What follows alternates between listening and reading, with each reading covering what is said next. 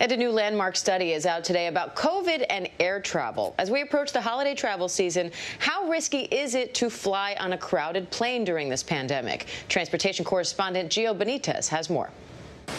This morning, with a mannequin on board, we're getting a look at how particles may move through an airplane.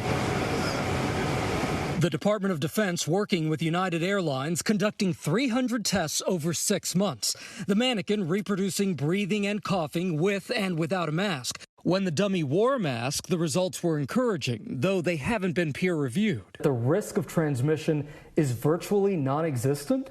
Virtually non-existent. And again, this is a U.S. military study. Here's how the tests worked. The mannequin was equipped with an aerosol generator. Technicians would have it breathe and cough with the mask on and off. Using more than 40 sensors throughout the plane to detect the spread of droplets, the researchers found that with the mask on, only 0.003% of particles actually made their way into another passenger's breathing zone. But the team didn't attempt to replicate what might happen when the infected person stands up or moves through the cabin. Now, I'm not standing here telling people that I know exactly what they should do. But what I am telling people is if you are inclined to travel or thinking about air travel, there is a reason today, based on this independent study, that you can feel confident that you can travel safely on an aircraft.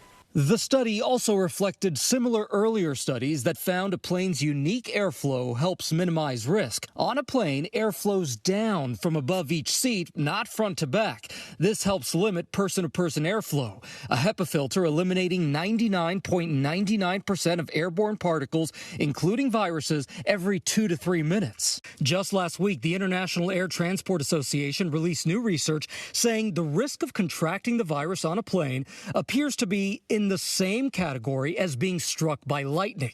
Among 1.2 billion travelers, they found just 44 published cases of potential in-flight transmission, mostly in the early days of the pandemic when masks weren't required. This study is confirming that, among all the different places where one can get infected, flights might actually be one of the safest places to be.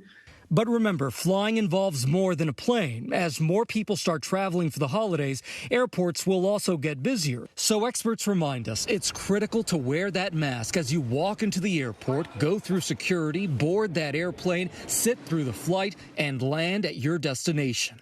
Now, there are some caveats to the study. They only used one kind of mask, a surgical one, and they simulated just one sick passenger on a completely full plane. But clearly, this was an extensive study, and it gives us a real clue, Diane.